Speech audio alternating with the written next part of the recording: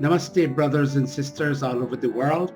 This is Dr. Satish Prakash welcoming you to episode 5 in a series of lecture episodes that we bring together and call Gurukul Sandesh, the message of the Gurukul.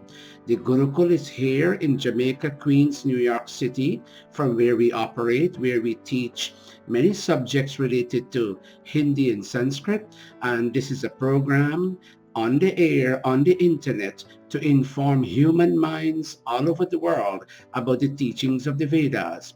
In each episode, we ask a question and we seek to answer that question based on what is written in the Vedas.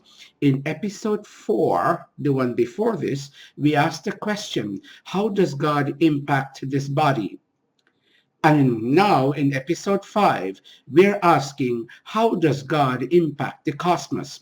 We postulate that there is a correlation between this body and the universe. This body is called the microcosm and the universe is called the macrocosm. The laws that operate in the universe are the same laws that operate on this body and in this body.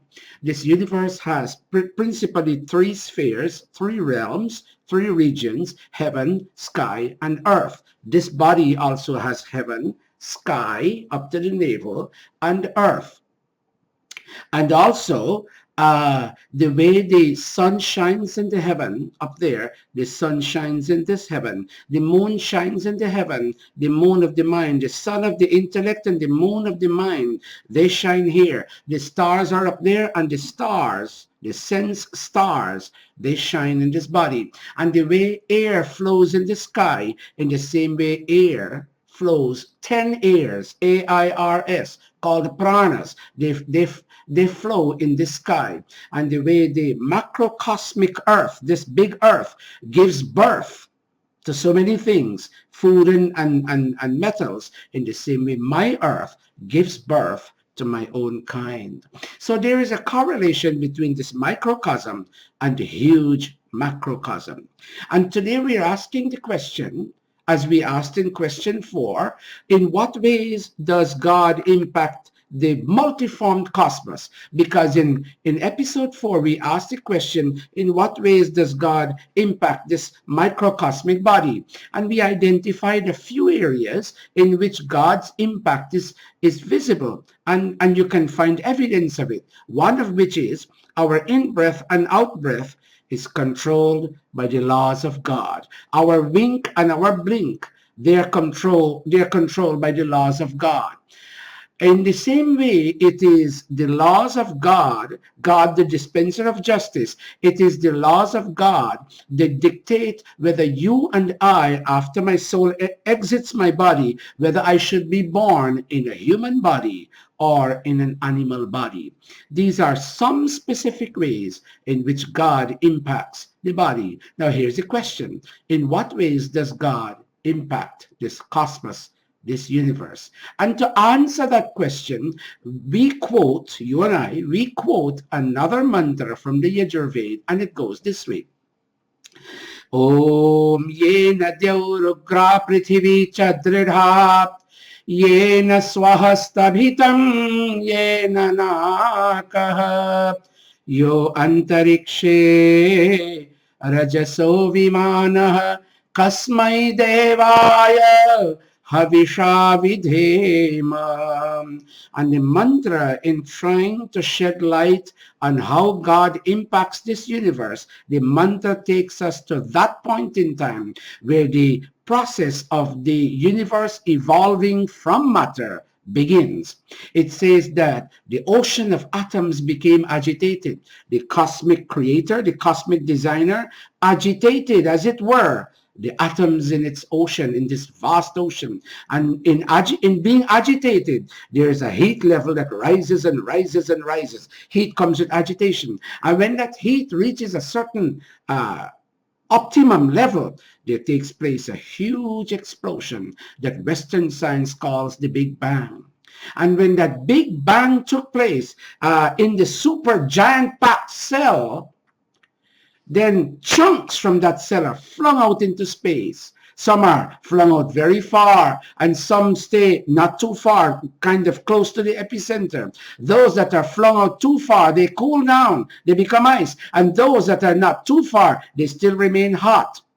Earth is the one stellar body. Earth is the one planet that has a balance between heat and cold to allow for life to be born. But the point is that this mantra is saying that there was chaos up there.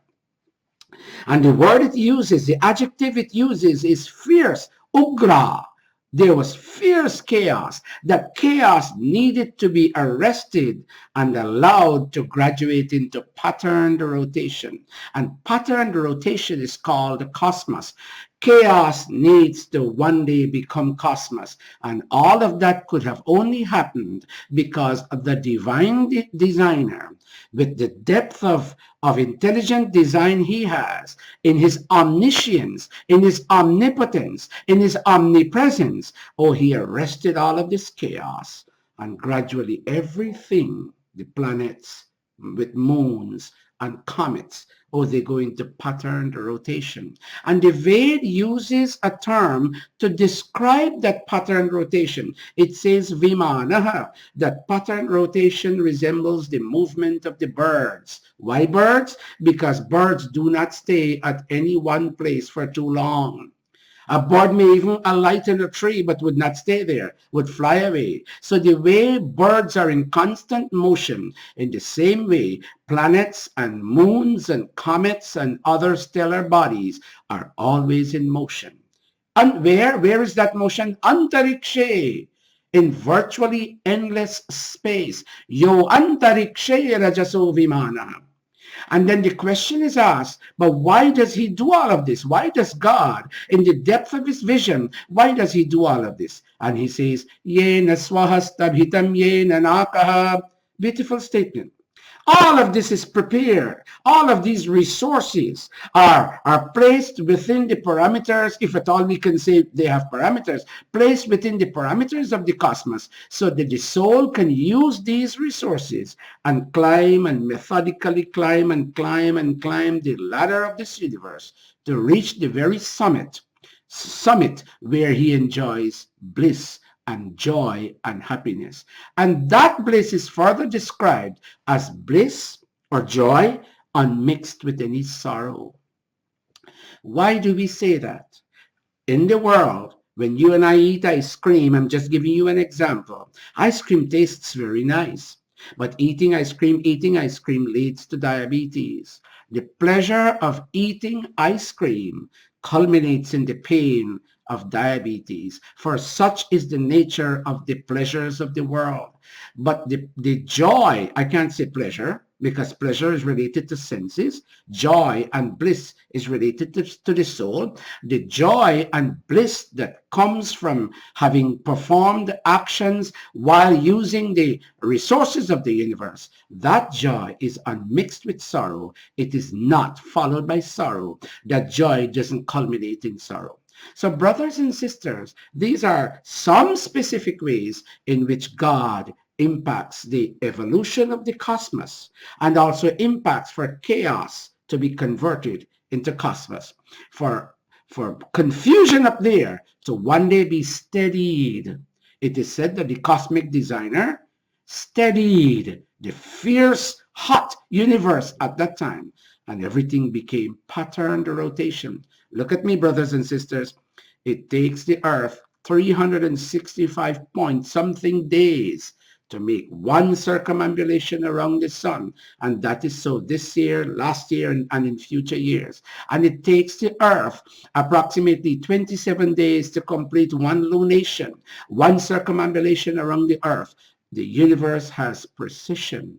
The universe has everything working according to a certain order. And all of this is possible only because the universe was based on cosmic design. The universe evolved not in a slipshod manner, not in a haphazard manner. The universe evolved as per the vision of the cosmic designer, the cosmic nurturer, the cosmic transformer, and we are referring to God. Many of us do not believe in God. The Ved wants to encourage us in a very loving way to accept that there is a ruler, there is a designer, there is somebody who watches over me at an individual level and watches over the universe. And when you and I go to worship that God, as we have been saying in episode after episode, take the flowers of our devotion in this palm and in this palm, in the palm of the mind and in the palm of the intellect, and join the long line of advanced minds and go worship God. In worshiping God, think of what he does for you at an individual level and think of what he does for you at a cosmic level. And in acknowledging him, in understanding his skill, his divine skills, in understanding his qualities, in understanding his actions, you will more and more emulate God and you will be very godlike in your life. So brothers and sisters, let's chant the mantra one more time. Om yena dyaurukra prithvi chadridha yena swahastabhitam yena nakaha yo antarikshe rajaso vimanaha. Put your palms together while you watch this. Kasmai devaya havisha vidhema om shantihi shantihi shantihi. Let there be peace for me at an individual level. Let there be peace for me at a social level. Let there be peace for me at a cosmic level. So brothers and sisters, this is Dr. Satish Prakash thanking you for watching episode 5 and also letting you know you can contact me either on Facebook or on WhatsApp. Facebook number +1 917 680 2948 and then Facebook Satish Prakash at yahoo.com. You can also log on to our website www.aryasamajtoday.com and every Sunday New York time 9:30 in the morning, and you can join our weekly satsang. And if ever you come to town, meaning New York City, do come visit us at Maharshi Dayananda Gurukula Vedic Educational and Cultural Center. You can call me. My number is up on screen. You can call me for further details on how to get there, and we will all be one godly family. Namaste.